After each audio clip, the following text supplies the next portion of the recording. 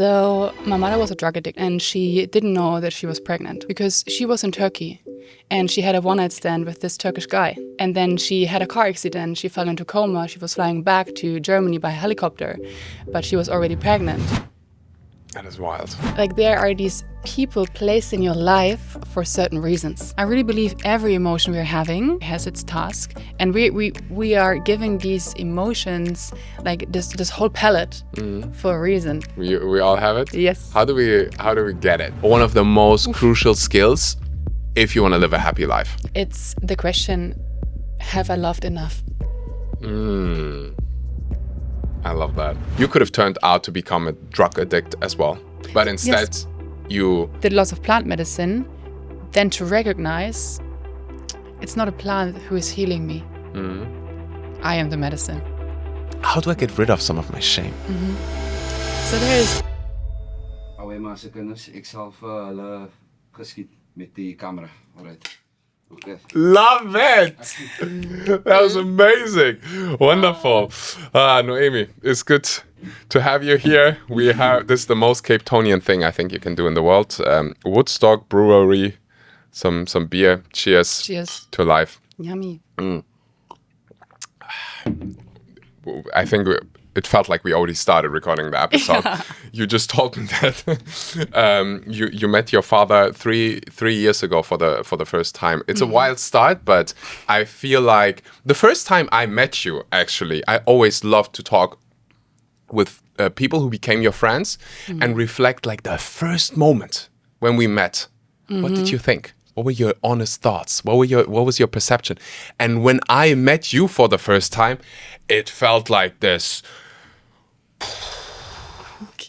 Like, what is a good word? Massive amount of life force energy in your face. I was like, wow. Wow. Like, she has a lot of energy. And I spoke with someone, I think it was Misha, once we went home, like, is that just me? And she's like, Misha was like, no, she just has a lot of energy. And I'm like, fuck, she's alive. And that was my honest impression. I don't know how that ties in together with you meeting your father for the first time 3 years ago, but you just told me right before we started recording. So I was like, okay, we need to start rolling, because I actually thought you could be someone, when I was preparing the episode and drinking my beer, I was like, she could be someone who had actually a really nice, beautiful childhood without too much big T trauma. That's so interesting that you say that, because many people think that. And then when I share about my story, they're like, what? I would have never imagined that. But I think it's just because when you start doing the work, then you keep on rolling. And with the life force energy, I mean, it was life force energy inside of my father that created me, right? Like, of course. And now I'm here. So, I mean, I can share about this story if you want to. Yeah, tell us your big T trauma. I want to know. That's my favorite. Yes, let's go into that. Because I feel like I'm someone, like, you can tell in certain moments that, I was... in German, we have the saying, they threw you up 3 times, they only caught you twice. Yes. Like, we had a barbecue, how do they call it? Braai yesterday. And I forgot my sunglasses. Like, this is, I think, something that is very typical. That's so you. Axel. But yeah, what was it like for you to grow up? If I would have been a fly in your room when you were a child, what would my experience be like? So the interesting thing is, because many people ask me, didn't you miss your father? But I was not growing up with a father, Many people, they were growing up with their parents and then they divorce at a certain age. So then there's a lack. So then they start missing something. So for me, I was only like raised with my mother and many other men, but there was not like this one role of a father. So there was nothing that was initially missing. So also meeting my father, it was not that feeling of relief. It was more of an, wow, okay, so you planted a seed inside of my mother. Beautiful to see you right now. And at the same time, it felt like, okay, it's still like a strange feeling. It's not something that I like that felt so in trust. Yeah.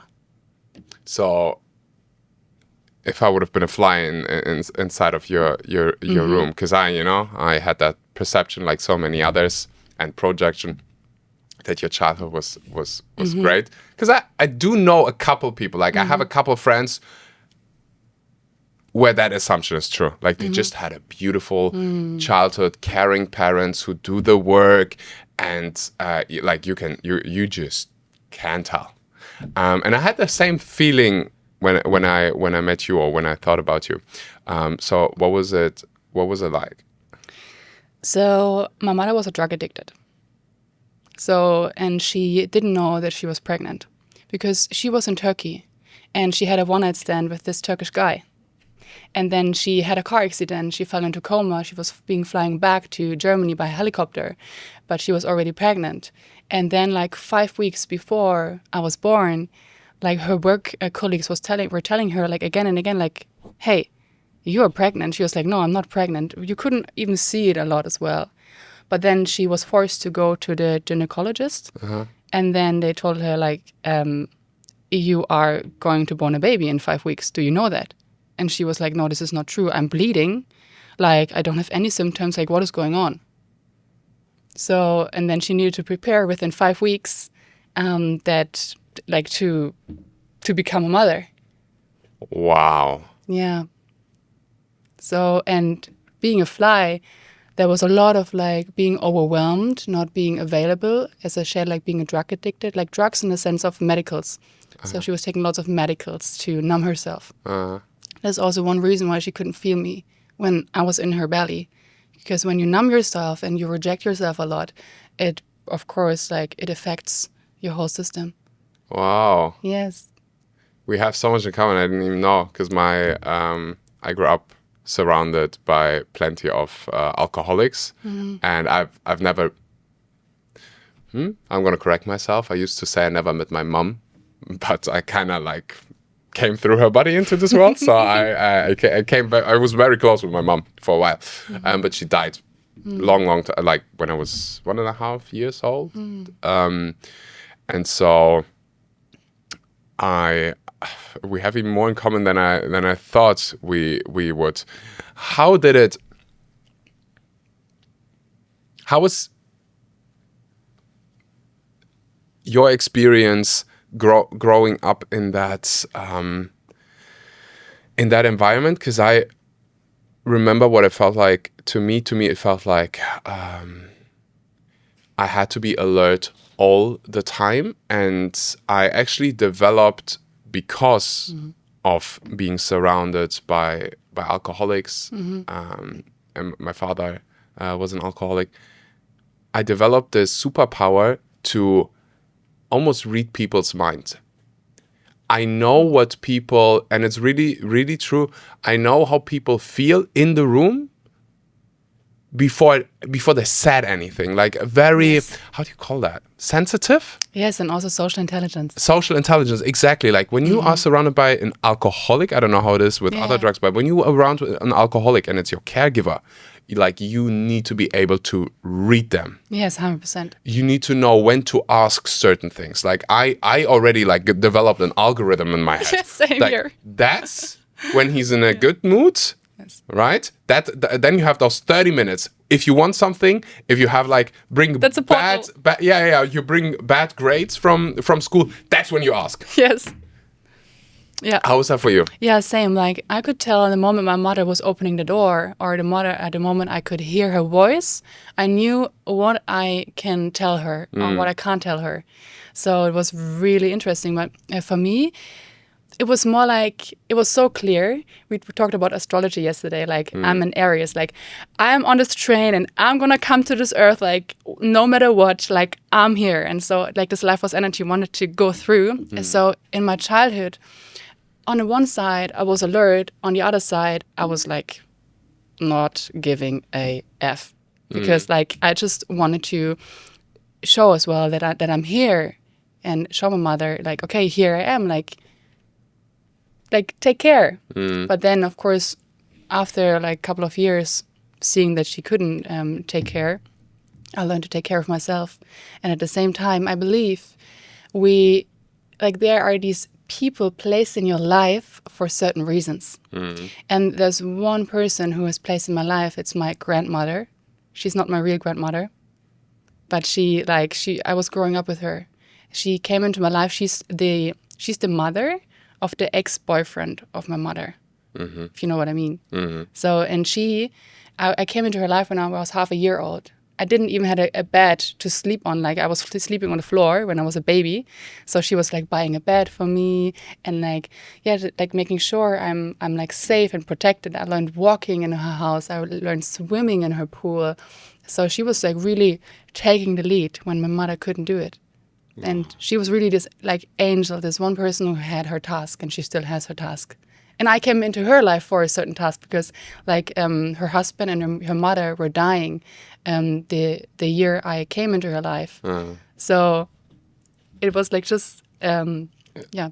It's wild because I had that same, it was my grandma as well. Like, I grew up with my grandma, and a lot of the positive sides inside of my character were installed by her. Like, she plays such a big role in my life, and she always cheered me on when I did something nice for others. That was so smart. Oh, yes. Like, if I would hold the door for someone, she'd be like, wow. You know, and I remember that. I'm like, okay, so that is something good. If I do something nice, kind, that is good. Yes.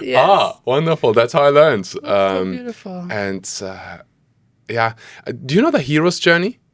Like this concept of hero's journey? The hero's journey. Yeah. There is always this mentor, this guide, and it sounds like it was you called her grandma, right? Yeah, I called her by her name. By her name, but for you, it's like a... Yeah, it's my grandmother. Like, I tell other people it's my grandmother because it makes it not so complicated. Yeah. What beliefs did she install in you? So she teach me how to be a social glue. So how to create human connections, because she's now 80 years old and she's still she's so active. She's the one on the phone and bringing the people together, while like all the old ladies and men, they would still they would be stuck at home being lonely. Yeah. And she's like calling each of them, and then like they're having their dinner parties, and then they're having like Rummy Cup play. They play like their games, and if she wouldn't be the one, they would all sit alone at home. So I like, she teach me a lot about like social intelligence. She teach me a lot about like firstly seeing the good in a human being. Like, she helped so many people to really change their life, like really like helping them out of their shit. Like, from people who were in prison, and then she talks to the policemen and all the lawyers and that people can come out again from, like people who lost their homes, and then she's talking to the landlords to help them out again. Like, she really had a mission. And so, it's like for me to really see in the first impression the good in a human being, not from a place of being naive, but like to give every human being the chance to be seen from the heart. Wow, that is wild. What is... If she would be she's still alive, right? Yes. Yeah, okay. If she would be sitting with us, what do you think is something that she learned from you? So she learned from me to be curious, to really be curious about life, to never stop asking questions. Because like in my childhood, that was something I was really lacking, because I wanted to go home. I wanted to talk about my school because I loved school until a certain age. And when I went home, for example, to my mother's house, I was like, hey, can I share about my school day? And she was like, share it later. But later never came. And so for my grandmother, she was listening-ish, but then she was like not responding to what I was sharing, but instead she was sharing about herself, something. So I taught her to be curious about other people again, like to really ask other people questions, not only to be there's a listener and the speaker. Yeah. So not only be the speaker, but also to learn how to listen. Yeah, because you're someone, you love to speak to everybody. It's like when I picked Noemi up, walk this morning, she had a long conversation with the bodyguard at your apartment.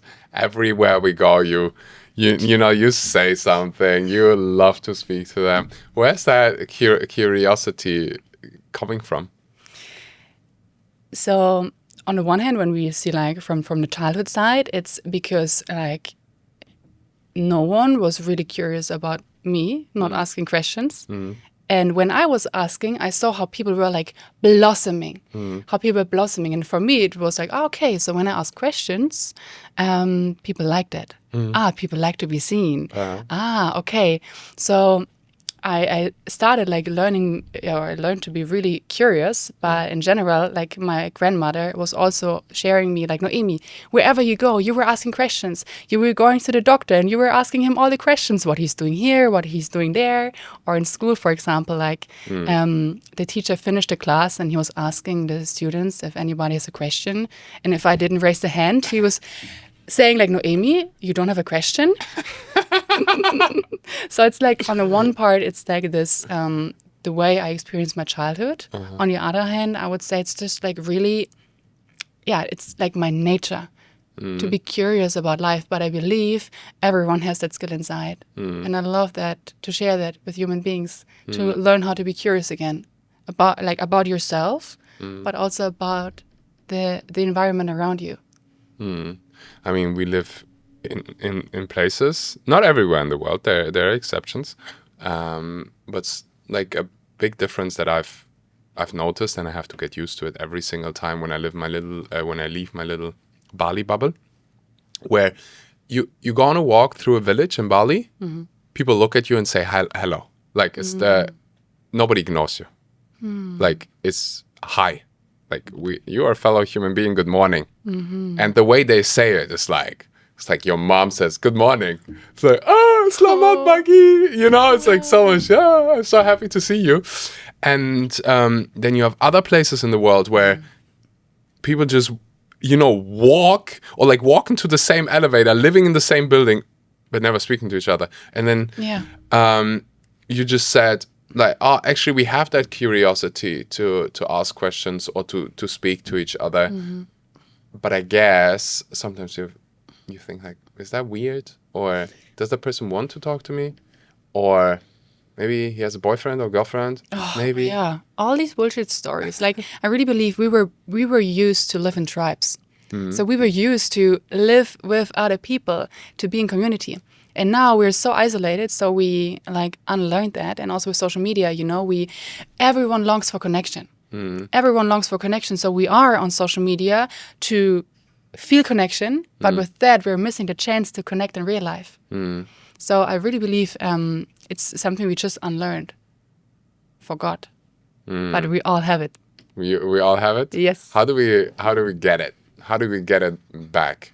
And one thing that I wanted to talk to you about is ecstatic dance, because it's something, I live in my bubble where everybody knows it. Kinda. Like most people, I would say. Everybody has been to an ecstatic dance. But then there are people, I also have people in my bubble, if I think about it, who, when I say that, they're like, they don't say that, but I see judgment. Like, what are you doing there? Like, it's weird. And then I feel there is a lot of shame around movement, around expressing your body, and it's also sober. How are you going to do that? So I think, I don't know if you agree with me, but I think that is like one of the best ways to connect back to that skill that we have, which is authentically expressing yourself, even if that... I don't think you really think about, like, when you meet a child, it just asks questions. Yes. And sometimes you're like, you start laughing, Yes. Yes. Because the child is like, are you guys kissing? Yeah. And everybody's like, you cannot answer. But it's like, just say, I don't give a fuck. That's what authentically comes up. I'm just going to ask. Yes. So at some point then, someone needs to like project so much shame onto that child, so that child is like, I'm not gonna ask anymore. It's apparently weird to ask. Does it make any sense? It makes so much sense. So I really believe we're all children in a human body as well, but in an adult body. And you shared ecstatic dance. I wouldn't say it's like it can be the best way for someone. It's one way, definitely. Because I spent like the last year studying like what is it truly that makes us humans feel alive and present and connected. And one way is the ecstatic dance. The other way is like, for example, also breath work or Kundalini yoga or freediving. There are so many different ways. And at the end, it's about, allowing your inner child, your curious, innocent inner child to come online. And for that, it needs like these shame barriers, like that you break through these shame barriers that are human made. I mean, when we look into nature, there's not a lot. Like imagine there are some lions and they wanna fetch like an impala. They are hungry, like, and then like when they're not catching it, the mother lion is not like, dude, you messed it up. Shame on you. Like it's nothing that is happening in nature. So shame and also guilt, it's like a human-made concept that we just said, okay, we're gonna say this is true now. Can shame be helpful sometimes? I think, I have this one friend, and he was in the stadium. Yeah.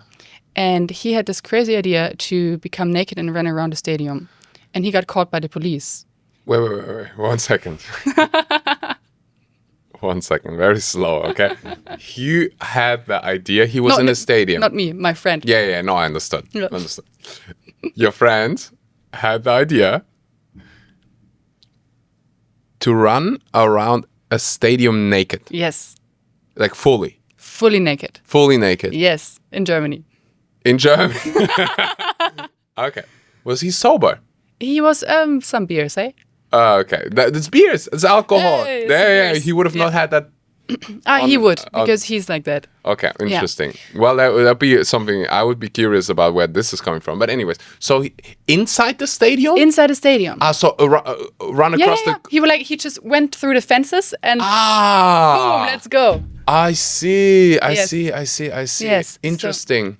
And talking about shame, the police caught him also saying like, you can't do it because also of the children. Yeah.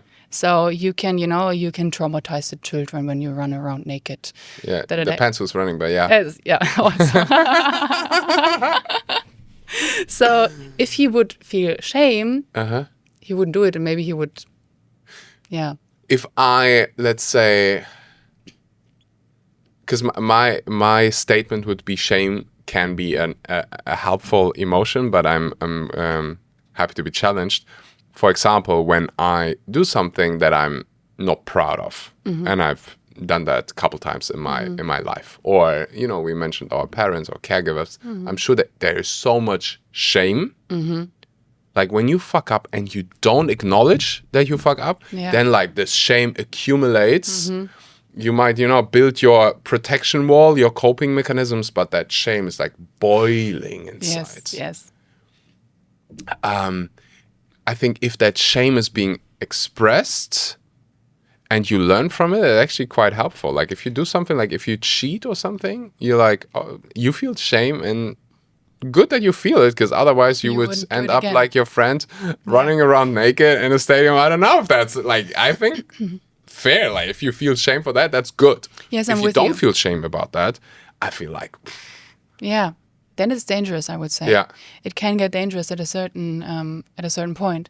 I really believe every emotion we're having has its task, and we are giving these emotions like this whole palette for a reason. Not only to look at the ecstasy and the joy, but there's also the grief and the sadness and the shame. It's not that we should live all of them at the same time. I think that we would get like a bit loco, but to give the emotions when they arise, right? A space. Yeah. And that is what, for me, ecstatic dance was a great practice for that, to then be authentic. Yeah. And to also explore what is it to be authentic? Yeah. Because many people, we drop these words, or be authentic, but some people, they don't know how to be authentic. Yeah. And for me, it comes back to what does feel alive inside of you. Yeah. I mean, I'm still learning. We are all learning. Just the other day, my therapist told me, Axel, in those cases, you still choose bonding over authenticity. I was like, that is so true. Mm-hmm. That is so true. Yeah. Because I'm scared to hurt the other person Yeah. or lose the bonding or very, very, very interesting. And when I did ecstatic dance for the first time, it wasn't even an ecstatic dance. I went to a seminar. It was called, can I say that here? Do I want to say that here? Let me think about it for a second. Fuck it. If not, I can just we can beep it. It was called when I think it's called When Sex Becomes Intimate or something like this. I'm not beeping it because of the name. I'm beeping it because I don't want my that place to be fully booked for the rest of my life. That happens so many times when I say like, "Oh, you should stay here." I'm like, "Wonderful! I never get a spot again." So I don't know if I want to. Anyways, so I went there. It was 10:30 in the morning. The workshop was in Germany, in Cologne. My ex-partner took me there. She brought me along, and it's 10:30, and they dance before sessions. Yes.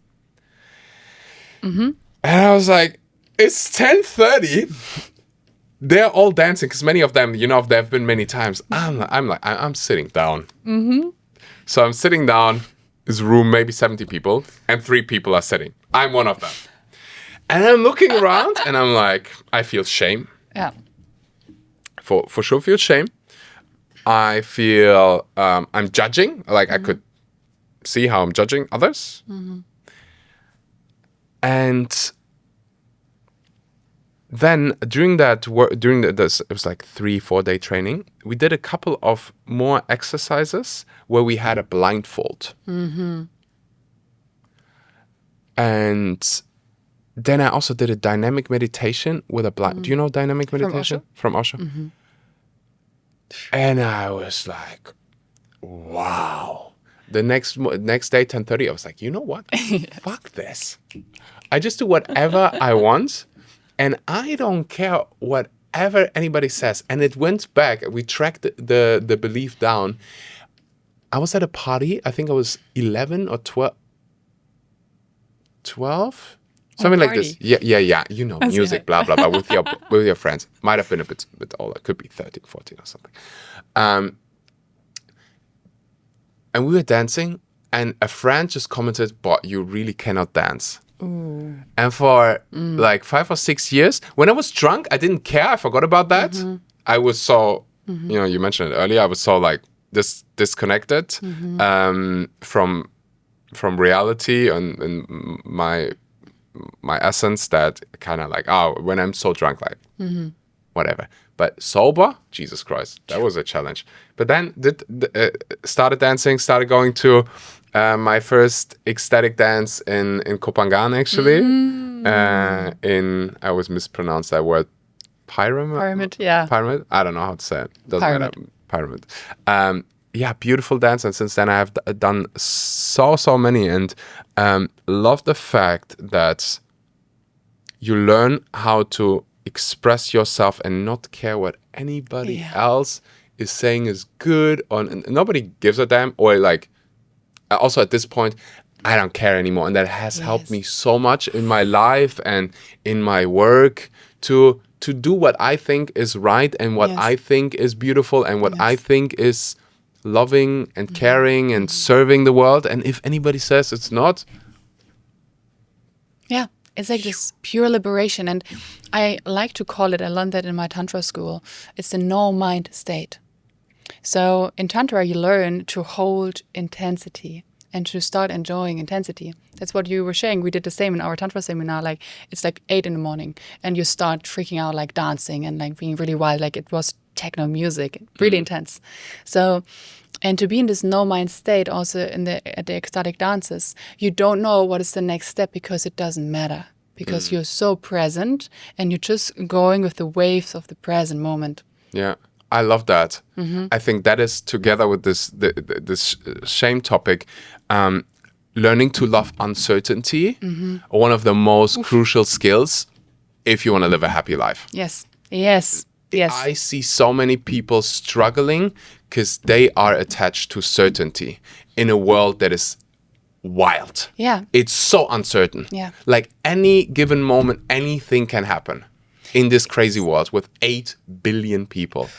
So if you have this, if certainty is a top need in your life, in your belief system, you're gonna struggle so much. You're gonna freak out every single time when your partner leaves or like goes on a trip. Yeah. You know, you're gonna suffer. You're gonna suffer every single time when something doesn't go the way you planned. And what are the odds that everything goes according to how we plan it? Yes, exactly. And also, like, it's interesting. I think Tony Robbins said it, that uncertainty is also one of our basic needs. Yeah. So by suppressing this need, we're suppressing something of our innate nature. Yeah. So we need that uncertainty. Also, we need it because if not, like, we are like it when we are not when we are always in certainty, we become bored. Yeah. As well, and we don't develop. And we're here to develop. Yeah. That's when you have no life energy. Yes. Like if you're just stuck in certainty, it's like everything is the same, but it's like are you alive? Like, can someone shake that person? Yes, I'm alive again. You know, every day the same thing, and nothing changes. You also don't get exposed. I think it's very dangerous for us humans to not learn and not grow. Yeah.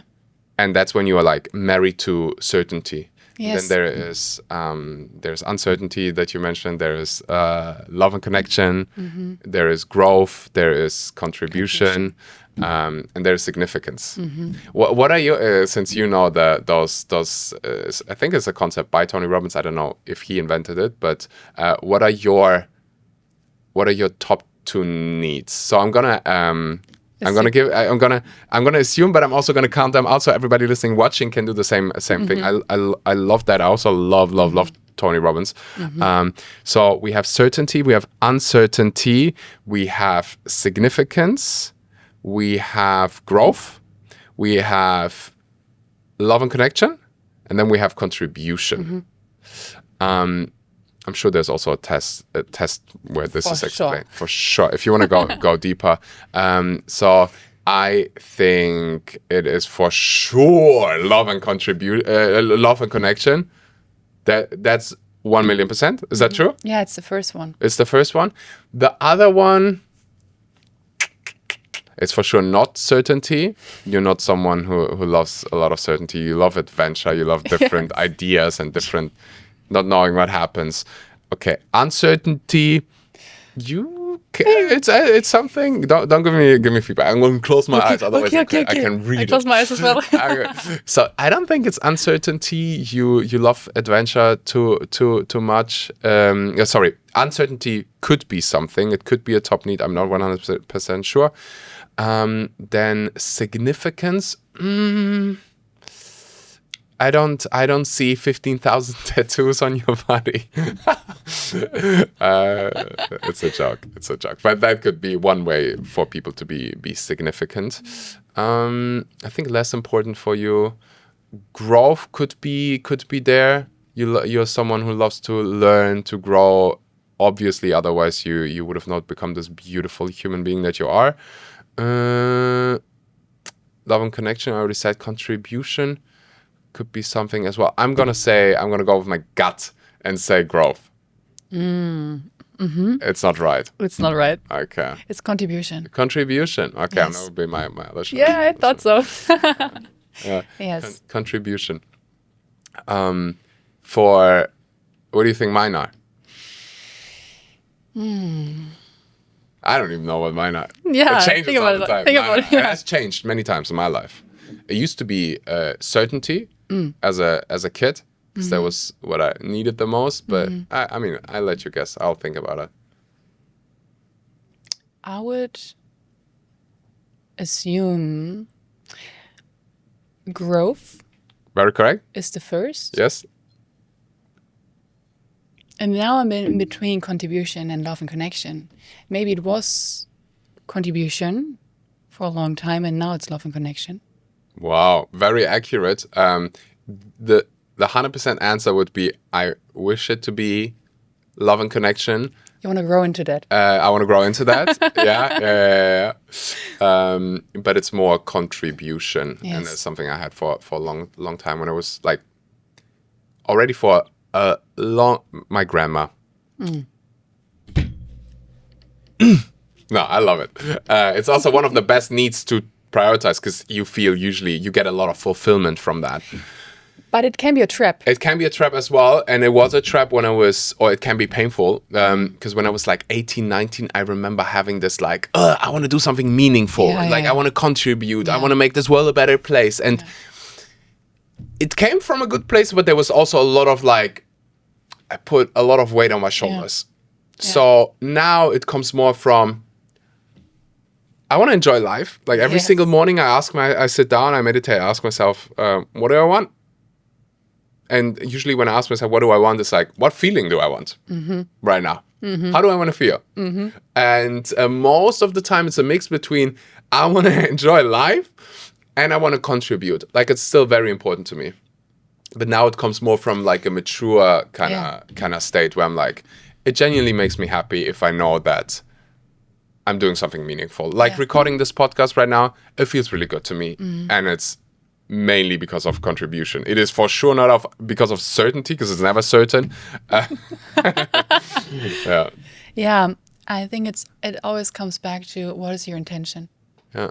And the intention you bring in has like the impact.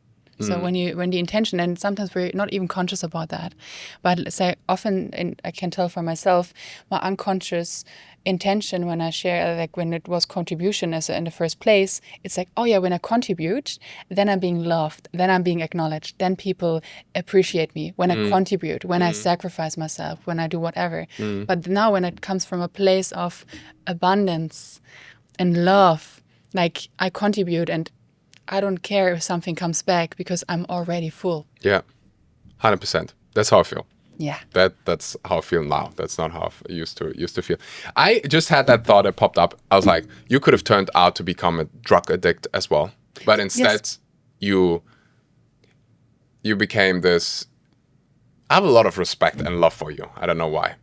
I barely know you, but it's like wow, because you're someone who took responsibility. It could have been. It would have been so easy for you to say like, hey. I had a mother who kind of not, has given me the love that you deserve, was a drug addict. I didn't have a father, and like all of those reasons so many reasons. Like you just need one, but you have so many, just like me. So you chose differently, and I think it's very empowering for people to hear. I just want to understand how you did that. I mean, I can tell you did a fair amount of work on yourself. I mean, whenever someone just says, I do the work, I'm like, it's my favorite love language when someone does the work. When someone has a therapist, I'm like, yes. Amazing. So and the people who usually say like, I don't need a therapist are the ones who should have one yesterday, okay? My book, my first ever book, maybe this is happening for you, not to you, is available right now. Behind the scenes for the last 2 years, I've been working on this project, on this book. I put my heart into it. I put my best lessons that I've learned from facing death into this book. Not just my lessons, also the best lessons about life that I've learned from interviewing some of the greatest minds on planet Earth. I wrote this book to help others. I know this story, I know our videos literally save lives. I give you the tools that you need to transform whatever thought, whatever idea, whatever dream you have, you desire, and take that into reality. So true. But then there's also, again, shame. right? And most people never look at that shame. I used to judge people for when I was a teenager, and someone in your class would go to a therapy. You're like, what the fuck, psycho? Yeah. Right? Exactly. Because it was but- so shame labeled. Shame labeled, and that is a beautiful example of what often that judgment is. It's shame projection. It is. Yeah. You project your own shame Yes. onto someone else who's actually doing the work. Yeah. And many adults still do that. I see that all the time. All the time. And I can tell I had it a lot. Like also, I remember when I was 17, we had next to our school, like 50 meters, a psychotherapist.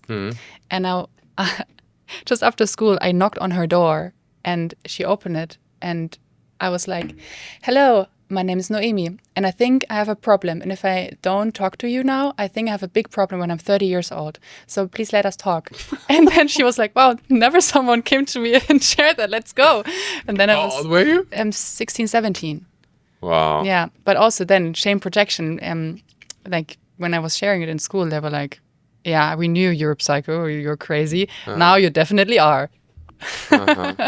But yeah, I just did, and I'm really grateful for that. Yeah, but how did you turn out so amazing? By being curious, Yes. right? By being curious, like I would say there are two tendencies how you can develop when you were born and raised in a parent house, like I did. So my mother also drank lots of alcohol. Like there were lots of like addictive patterns. So there's this one side you can turn to be the person who is then also addicted and consuming, because also it's interesting from a therapeutic side, when you become like your parent, you feel connected to them in a weird way. You don't even need to have contact with them, but by being then a drug addicted as well, you kind of feel connected to your mother. But also you can then make the other turn, be like, okay, I see how this can go. I really don't want this life to be mine as well. So, and it's so funny because my mother, like, I remember it like it was yesterday. Since I'm a child, she was telling me, Noemi, you are breaking the dynamics of our family. You are the chain breaker. And I'm so sorry that I gave you this task. I know it's going to be hard, but you are breaking the chains. And I was like, okay, let's go. Let's do it. Let's break the chains. I mean, yeah, it was really funny. I broke some chains also with the society rules and whatever. For example, I didn't finish school. I didn't study at all. But like, like just breaking the chains also on that side, but also, of course, with my family. And I can really say I broke the chains. Yeah. What were a couple of helpful interventions, things you did, things you tried that helped you? So I started with the psychotherapy when I was 17. Then I did my NLP practitioner because I really wanted to understand more about the mind. I wanted to know how I can manipulate my mind. I didn't want to be a victim of my mind anymore because I felt like that I was such a victim of my mind, like, being like a slave of this. And I knew I have the power and I need to learn the skills for that. So I did this. And then it started that I was like, but my mind is still so strong. Like also when I was a psychotherapist, I was kind of manipulating my therapist because you decide what you share with your therapist, right? So I knew that there must be, like, I need to build a bridge between my mind and my body and my spirit. So then I started doing body work. I did a training as an emotional release therapist to really learn, like, it's like a mixture between like neuroscience, body work, psychology, and like you mix it all up, and especially like really arriving in your body. I was so busy in my head, not really in my body. So I dropped into my body. And then what helped me a lot in the beginning was plant medicine. So 2019 in Mallorca, I had my first plant medicine ceremonies. And this also, like, I had this tendencies to be addicted in a way of, okay, let me consume and consume and consume it. But the thing is, when you consume, you don't integrate. And now in my life, integration is the most important part. I didn't know by then. So I did lots of plant medicine. Then to recognize, it's not a plant who is healing me. I am the medicine. I like So it. also like the events I'm doing is like sober, right? Like the breath work, the Kundalini, the free diving and body work retreat, the ecstatic dance and community events. It's like to recognize your own medicine. So you are your own healer. Because I'm not the healer, you're your own healer. And I'm just like, I'm seeing you, I'm seeing that you're the healer, and I'm just building a bridge for you. Yeah, that's the only way to go. Like, nobody can do it. Yeah, exactly. It's the sustainable way. Because if not, you're always dependent on the outside. Yeah. So it's like, I mean, this is not everything I did, but it's like, I did like so many different things to see, okay, at the end, I am the medicine. Yeah. Sweet. I mean, I've heard a couple of people sharing about, plant medicine on this podcast. We never went there because I think it's such a big topic. It's a huge topic. It's a massive topic. It's very personal because I have a couple of friends, one really dear one who, how can I say that? I think he is better now, but I've seen the negative sides of it and almost addictive behavior. Yes. And so I want to be very thoughtful and careful when I say when I open that topic, because I think intention really, really matters, and setting really, really matters, and also honoring your truth really, really matters. Yes. When I looked into the topic, and I'm a curious guy, I love to hear opinions that I don't agree with. I'm like, tell me. And I want to see where do I have gaps? Like, tell me where I'm, Yeah, I'm with you. Because there were so many times, like I used to think ecstatic dances or like dancing is weird. Okay, now I completely changed my mind. And that has happened so many times in my life. So I want to know as soon as possible, if there is something that I'm missing out on. Yes. One thing I've heard many, many times from actually people who've done or who are facilitating, they're saying, if you don't have a calling, don't do it. Exactly. And I was like, should be something that they mention, because there are also many people who facilitate who have no clue what the heck they're doing. And so if someone is like, if you're listening, if you're watching, educate yourself first, always. Hear many different opinions.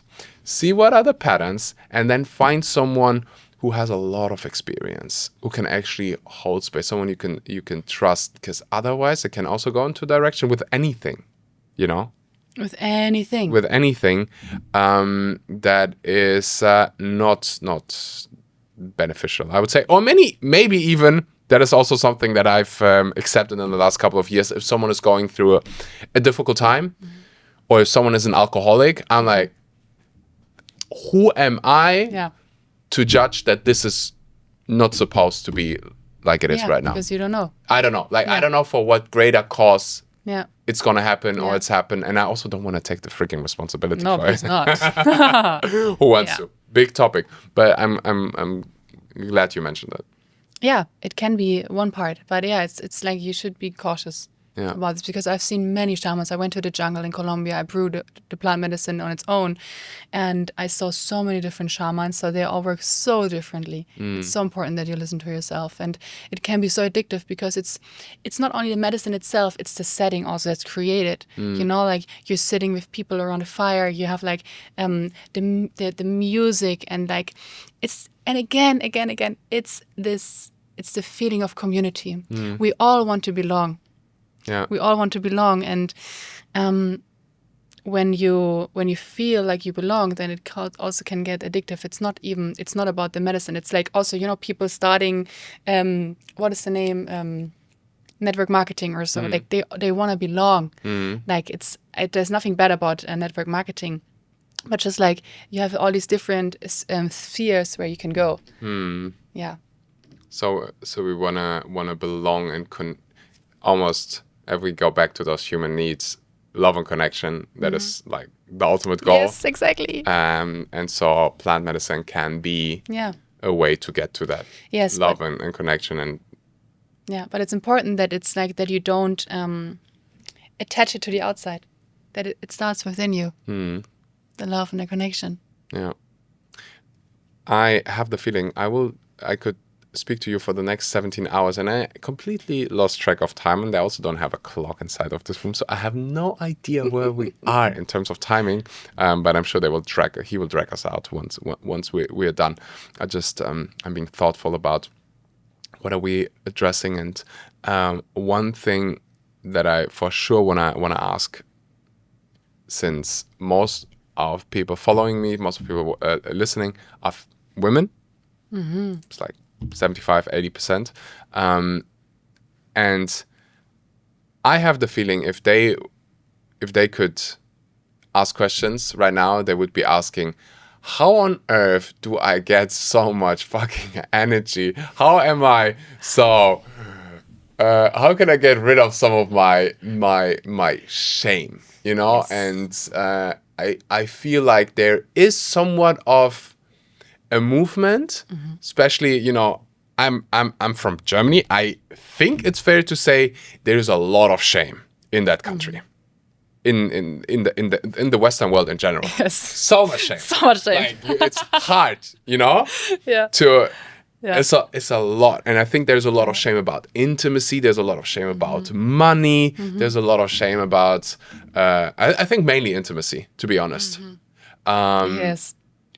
Even like now, if I look back at where I'm coming from, I'm like, what the hell were we doing? Like, what is going on? Well, why don't we just speak about it, Yes. Why wouldn't you just have thoughtful disagreement? How do I get rid of some of my shame? So there's also part of my life philosophy. It's called popcorn moments. And imagine you're sitting in a cinema and you're watching a movie, and it's not only one movie. It's like the most adventurous, the most sexy, the most funny, like humorous, deep movie you're watching. And you're just eating popcorn without recognizing you're eating popcorn because you're so in the present moment. So popcorn moments are moments you experience for the first time. These are the moments where you feel the most present, the most alive. So it's my philosophy to experience as many things for the first time. So to get rid, I wouldn't agree to get rid of something, just to witness it and to not be the victim of this anymore, to like really see it. To create a relation to it. And a way to do that is to do things for the first time, because then you show your nervous system, okay, I'm getting to know myself deeper. I am safe. So, for example, when I started freediving, like I was so afraid, and I was also feeling, I wouldn't say it's shame. It's more of fear. Well, let's say a tantra seminar. Another thing, like there was so much shame, like you show yourself really vulnerable. So, but I did it for the first time, and it felt so alive to me. And in that seminar, I got to know myself so much deeper, and the shame, and I saw that shame is nothing I need to be afraid of. So do things for the first time. I love that. Do things for the first time. Yeah. Had a massive impact in my life too. Like going for the first time to a different country, traveling. Yes. Seeing different cultures for the first time. Exactly. Boom. So with that, you create more intimacy with yourself. Yeah. It's the same when you play. When you play, you get to know so much about other people, how they play the tactics, but also about yourself. So, yeah. I love that. That's actually very practical, simple, good advice that everybody can do. Exactly. What are you going to do this week for the first time? Yep. Yep. So nice.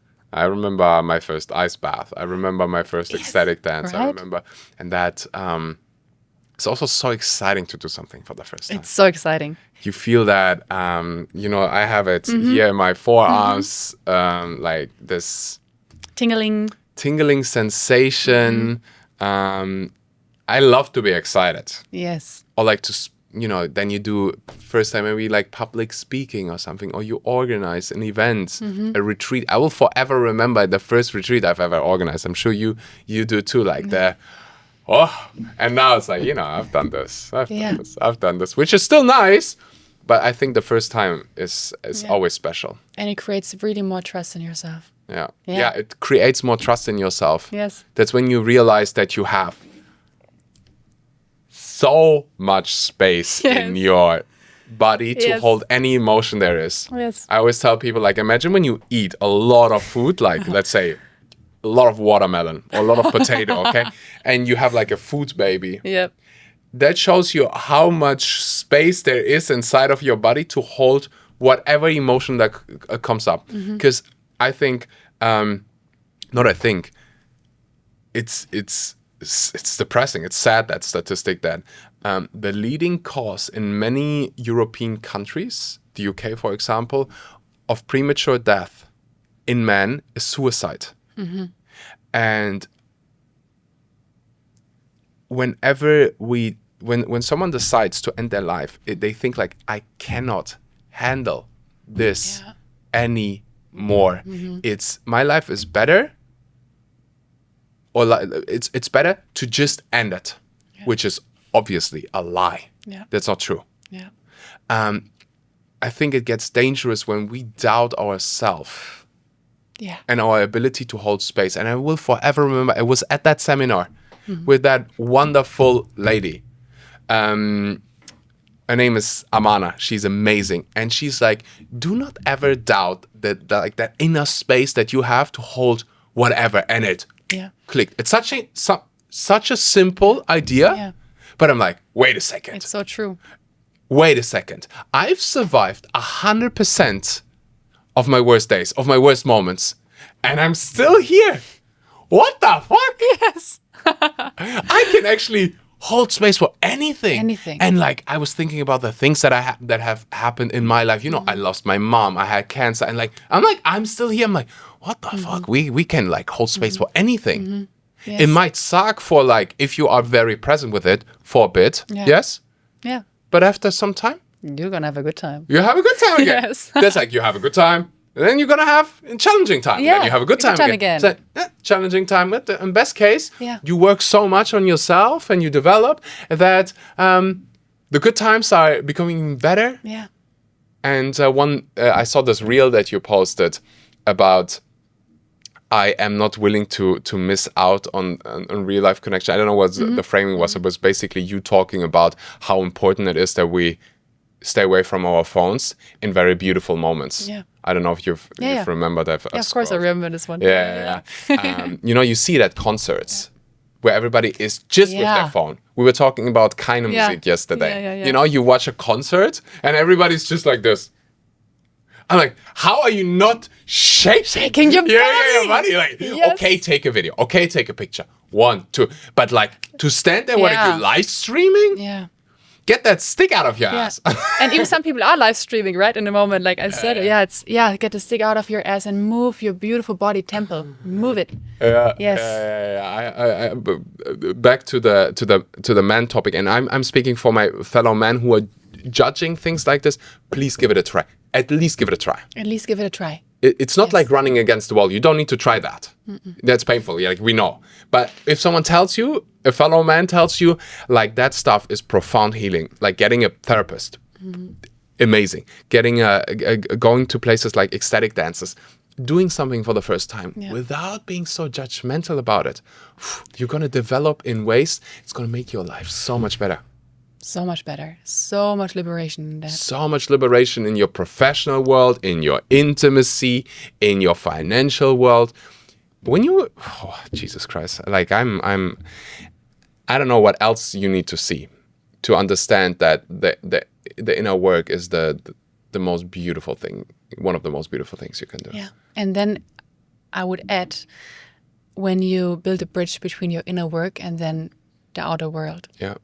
To really bring it out. Yeah. Yes, to shine as light that you are. Yeah. What's your mission here? My On mission? life. On in life. life. Yeah. Well, when I leave this earth, I really want to leave a society where we are curious again. Curious about ourselves and curious about other human beings. That's why I create these spaces I mean, you attended one of these spaces now with the ecstatic dancing community event, but I'm doing so much more. Everything that's related to your aliveness, to curiosity, to presence, and to connection. So I really want to leave a world where we are curious again and allow our child to play. What is? I need to look at my watch because I have not. That doesn't happen often. What is it? We got plenty of time. It's crazy how time disappears when you're having fun, huh? I love this because you're so present. Yeah. Also, the other way around, you're doing something that you don't enjoy when you're like, oh my gosh, when is the time passing? Do you remember sitting in school and you're like, looking at that clock and you're like, Jesus Christ, why are you not moving? Yeah. And then yesterday we were celebrating a friend's birthday and I'm coming home, it's like 6 p.m. I'm like, what? I just woke up. Yeah. What the hell? Painting. Yeah. The phone topic is something I wanna speak about because I would say I'm not happy about my relationship to my phone. I'm working on it, but for example, I mean, I think we all agree we spend way too much time on those devices. So how can we be more present? How can we be away, spend less time in front of our screens? I find it sometimes difficult when I'm alone. I've noticed that my screen time is much higher when I'm by myself. Like the last couple of weeks, I was living by myself, and I'm like, I'm going everywhere with this like thing in my pocket. When I'm surrounded by people, if I live in a community, I'm somewhat being perceived as the one who's like thoughtful about those things. Which is funny. Do you know what I mean? Yeah. I don't know if anybody else has that, but I'm exactly like, what you mean. Fuck, my phone is like everywhere with me. Yeah. Leave me alone, you know? And then I turn it off and I put it in the cupboard. I'm like, leave me. But I'm like, also, I want to know, where's everybody? Yeah. It's like, it is a tool that can lead to connection. Yeah. But it's getting wild. It's getting wild, and I think it's just about like really having a healthy connection to that, and that healthy connection starts from respecting yourself, respecting your space, and like the most important times of the day is the morning and the evening. So what I usually do, I mean, now we are having this podcast in the morning, so I need to be on the phone in the morning to see when you're picking me up. But in general, the mornings are for me without a phone at all. It's the self-respect to me. And also in the evening to wind down, like I don't have my phone with me, because if I'm going straight from my phone to the bed, like how would it work? It's not working out. So to really like have these times of self-respect, because the way you start your day, the way you end your day have the most, like the biggest impact in your daily life. And I would say like it's, to have like a connection. So you have certain rules. Of course. Yes, I have roots, but also don't take it too seriously. Like, don't be like, what is verbissen in English? Stubborn, I think. Yeah, stubborn. Yeah. Strict.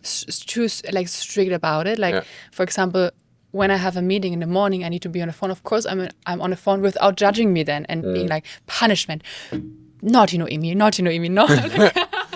I used to be very strict about it. Yeah. Like no phone in the morning, no phone in the evening. And I've loosened up a little bit, and I think a little bit too much. And this is your reminder then to? A little bit too much. Like I have the same thing. I don't use my phone in the morning most times. Like I don't beat myself up when I'm like, if I do it, if I have to, that's all right. I have a good example of why I do it. Yesterday it was still early, but I needed something in a WhatsApp message, some code or something. So I open up my phone, I have those 222 unread messages, and then I saw one message where I made a mistake. And I'm like, I'm in that loop of like I'm like, wow, crippling anxiety. I'm like, it has been a minute. Was that yesterday? No, 2 days ago. 2 days ago. And that anxiety stayed with me for like, Jesus Christ, for like a couple of days. I'm like, wow, just because of a WhatsApp message. Yeah, it's really intense. I'm like, it was like a good reminder for me. I had the thing in the evening. I don't like text extensively. I don't know if it affects me as much. I, for example, love falling asleep to a good podcast. There is one podcast when I was in hospital, and there were like 15,000 wires around my body, things beeping. There is this podcast called Nothing Much Happens. There is a woman, I don't know her, I forgot her name. Incredible voice, and nothing much happens in that podcast. So she puts her mic on the third eye. It's just like She just talks in such a calm way. yeah. She tells you a story, and you're passing out. I used to read more. I am consciously working on my eyesight, and I have this what is it? Short-sightedness? I don't know what you call it, but like I see well anything that's close, but anything that's far away, I struggle with. And staring at a screen or anything close for too long is not helping and making it worse. So I am trying to, whatever I read, to listen to it. So that's my form of listening to it. Sometimes I would listen to an audiobook. I listen for 10-15 minutes, I pass out, I sleep. Amazing. So I don't know. What are your thoughts about this? Am I doing something that is naughty? Naughty. Well, we're also really good in rationalize, right? To find also reasons why this is good for us Yes, right now. 100%. So it's like when women say, or men say, men do this with certain cars. It's like, it's an investment. Or Rolex, it's an investment. I'm like, Exactly. So exactly.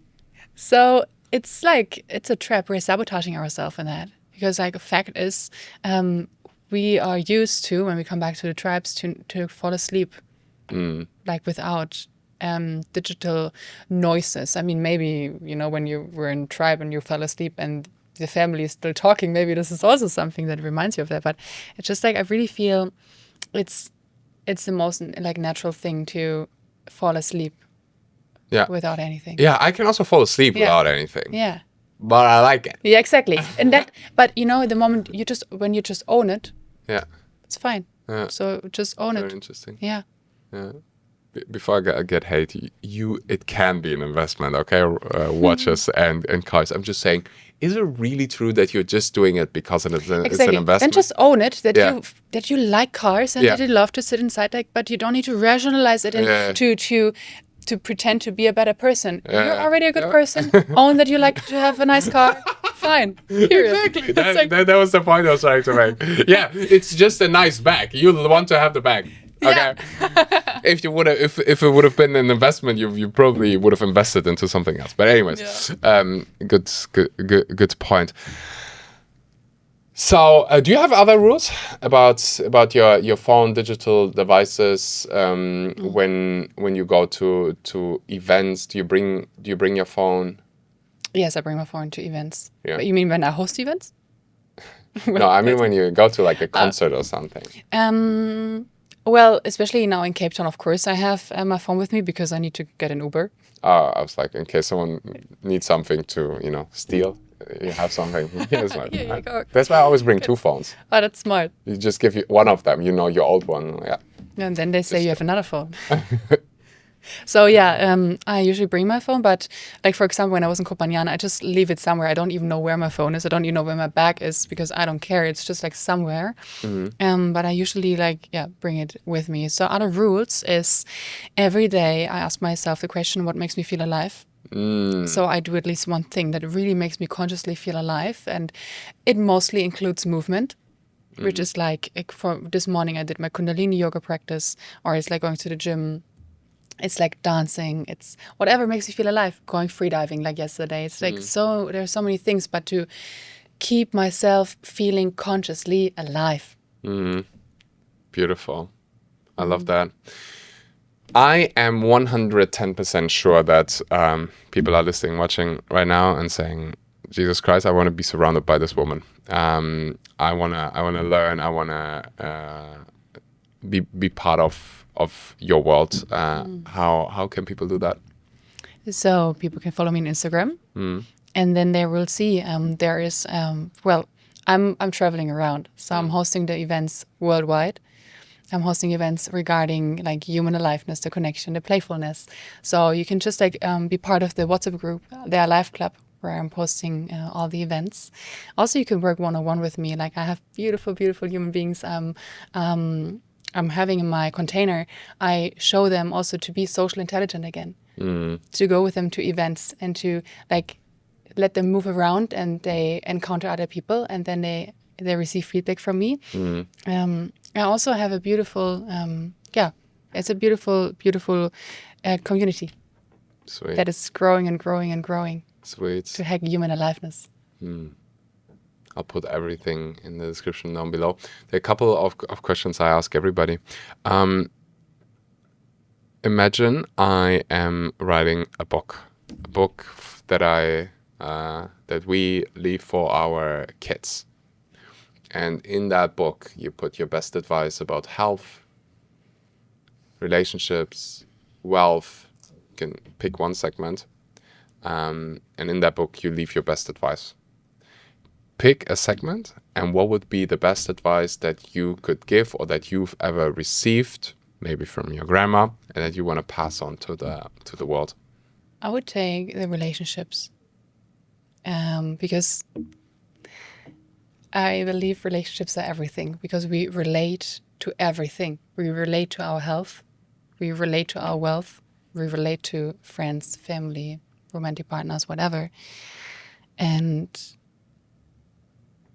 looking into this book, what would be the advice?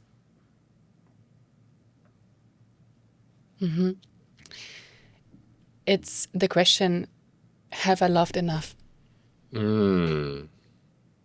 I love that. Have I loved enough? Yes. Because our brain is wired to to answer questions.